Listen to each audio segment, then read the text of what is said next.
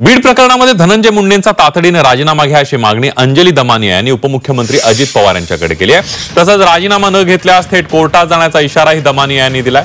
बीड प्रकरणी अंजली दमानिया यांनी आज देवगिरीवर जाऊन अजित पवार यांची भेट घेतली आहे। यावेळेला त्यांनी मुंडेंच्या राजीनाम्याची मागणी केली।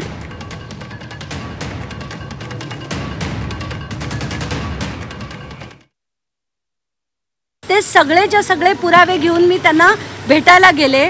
आज त्यांना मी दाखवले की कसं धनंजय मुंडे, राजश्री मुंडे आणि वाल्मिक कराड यांचे एकत्र बिझनेसेस कसे आहेत, त्यांच्या कंपन्यांमध्ये आर्थिक नफा कसा मिळतोय आणि कसं ऑफिस ऑफ प्रॉफिटमध्ये हे सगळं बसतंय आणि म्हणून तुम्ही कुठल्याही परिस्थितीत त्यांचा राजीनामा घेतला पाहिजे।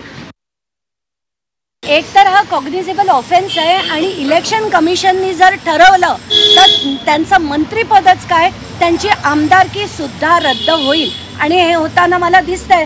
जर यांनी आज कारवाई केली नाही तर मी सीजनकडे ऑलरेडी पत्र लिहिलेलं आहे आणि त्यांच्याकडनं याला सुओ मोटो पिटिशन दाखल करून घेण्याची विनंती देखील मी केलेली आहे।